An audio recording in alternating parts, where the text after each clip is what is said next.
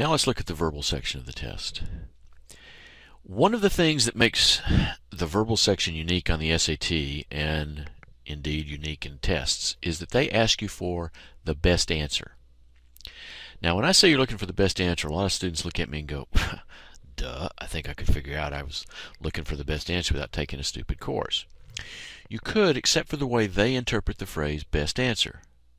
Best answer to them can mean the best of 5 bad choices. You'll look down there and go, well, none of these are any good. You'd be right, none of them are.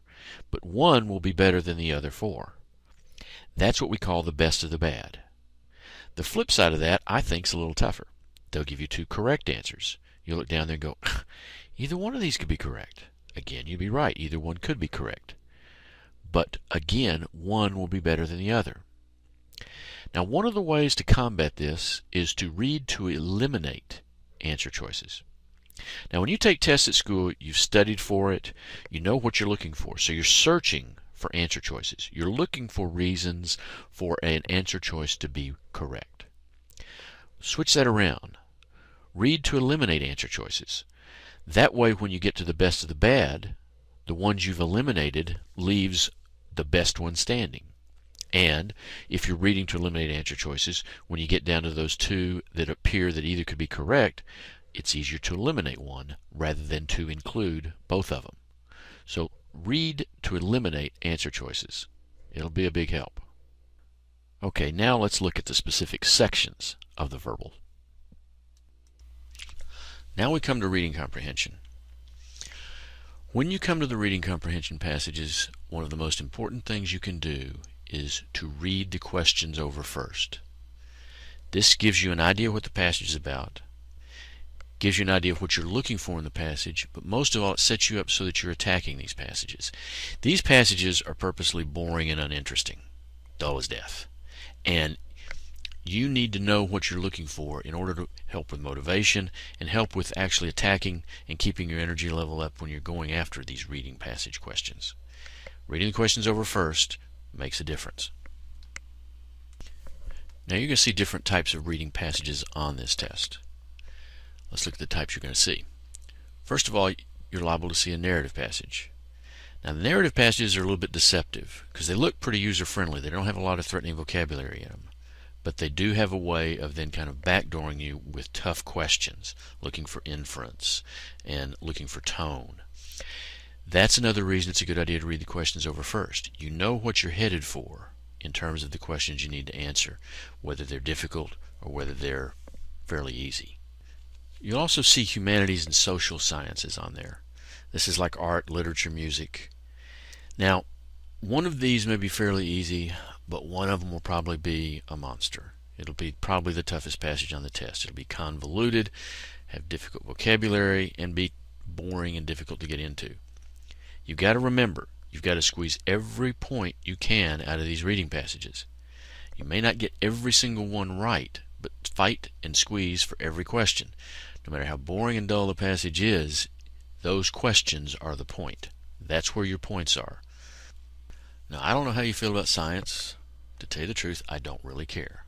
When you see a science passage, this is almost a gift. There's a reason for this. It'll look terrible. It'll have all kinds of scientific jargon in it. You'll look at it and go, I don't know anything about geology or astronomy. I'm dead on this.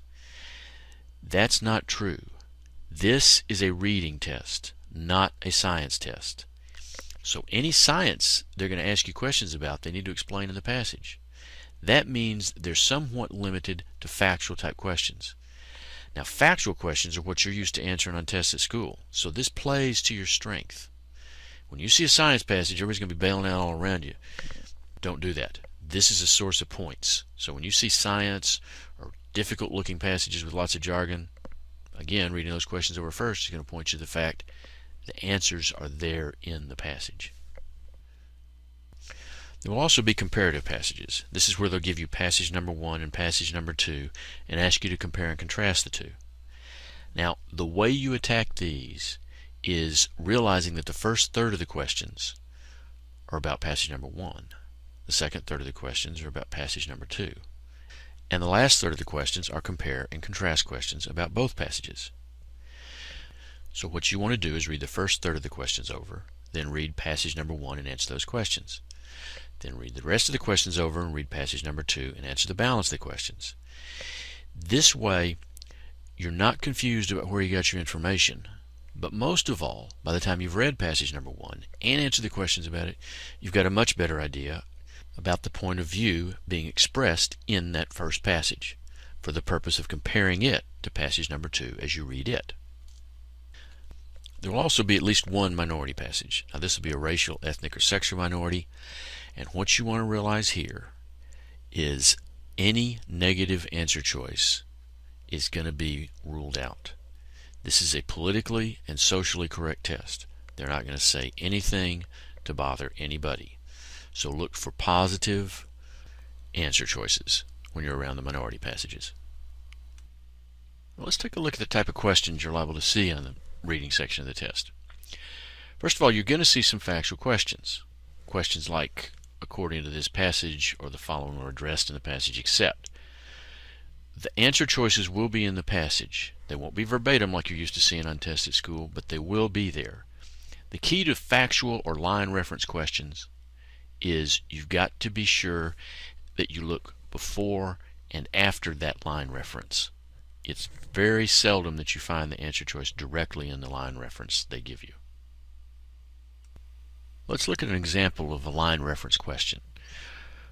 Why does the author refer to Ma Yidan's life in line 6? Okay, we want to know why the author's referring to the life in line 6. Remember, you want to look above and below. In this case, it's going to be below the line. When do immigrants adopt their cultural identity? Ma Yidan, for instance, was born in China, resided in Italy, England, France, Russia, and in India. Mary Wang also typifies this identity dilemma in that her mother was Chinese and Italian and her father was Chinese. Alright, the specific line reference is Ma Yidan, being born in China, residing in these different countries. The key phrase, though, is Mary Wang typifies this identity dilemma.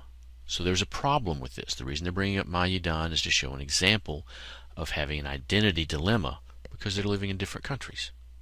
Now let's look at our answer choices.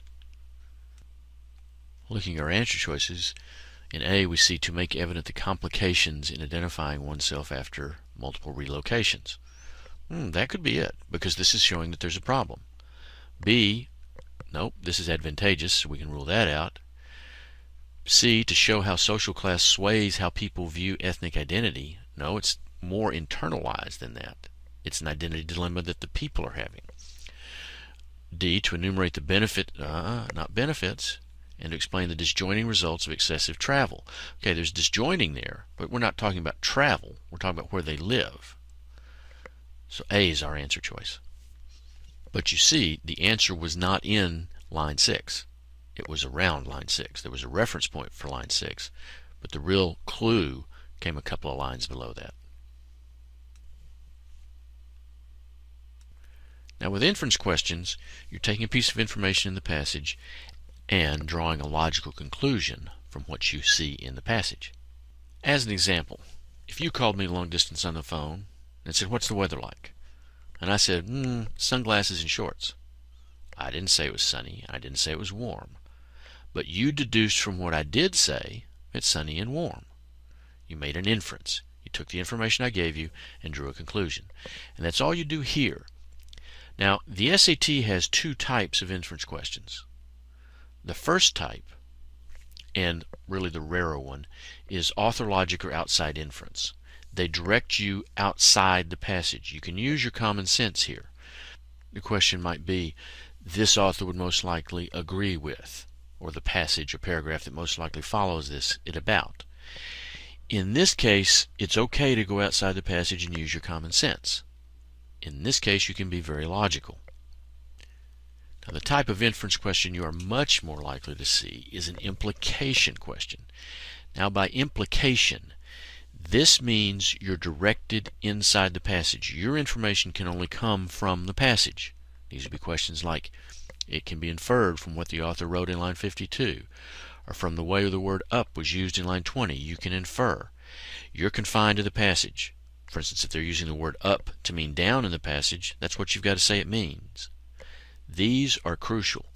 Remember, you're confined to the passage. You can't bring in your outside logic. You just draw a deduction from the passage. You'll also see comparative questions on the test. Now, these questions will be paired with the passages where you have a passage number 1 and a passage number 2. They'll be asking questions about each passage, and they'll also be asking passages comparing the tones, the moods, the opinions of one passage to another. What you want to realize is the first third of the questions are descriptive questions about passage number 1. The second third of the questions are descriptive questions about passage number 2. The last third of the questions are about both passages, asking you to compare and contrast the two. The way you want to beat this is read the first third of the questions over, then read passage number 1 and answer those questions. This way you're not confused about where you got your information, but most importantly, by the time you've read passage number 1 and answered the questions about it, you've got a much better idea about the point of view being expressed in that passage for the purpose of then comparing it to passage number 2. Once you've done those, read the rest of the questions over, read passage number 2, and answer the balance of the questions. Again, this avoids confusion, also helps you in comparing the attitudes, the tones, the opinions expressed in the two passages, and the differences therein. There's a main idea question with every one of the reading passages. Now, main idea questions are fairly predictable. One of the answer choices will be too broad. It'll go way beyond what the passage actually covers. Much greater scope. Concomitantly, one will be too narrow. It'll cover what part of the passage was about, maybe even a crucial part of the passage, but it won't be the main idea. Now, you'll probably see a line out of context. You'll recognize the phrase or the words as being in the passage, but they just don't have anything to do with the main idea of the passage. Now, this is the strange one. There's one of them that's going to look great. It'll look scholarly, look educated. It may well be a phrase you want to agree with, but it's irrelevant. It has nothing to do with the main idea of the passage. It may not have anything to do with the passage at all, but it'll be a grand-sounding, educated-looking statement. Thankfully, one of them will be correct. Now, we found one of the ways to identify the correct choice for the main idea is to, once you've narrowed it down, usually to 2 answer choices, look at the first and the last of the passage. See what the author's talking about at the first and the last. That's a really good way to eliminate one of the answer choices, because if they're talking about it at the first and the last, most likely that's your main idea. And finally, if they ask you any questions about the author's attitude, style, tone, or mood, if the answer choices are strong, like argumentative, harsh, defensive, apologetic, emotional, emphatic, it's wrong. It's just too strong, too emphatic. The SAT knows that we like to look for emphatic, strong, kind of exotic-looking words because it makes us seem more intelligent. But on the SAT, about the author's attitude, style, tone, or mood, you want answer choices that are boring, dull, safe, restrained, like informative, pragmatic. As negative as they're going to get about something might be dissatisfied, bemused, something like that. It's not going to be harsh or emphatic or strong.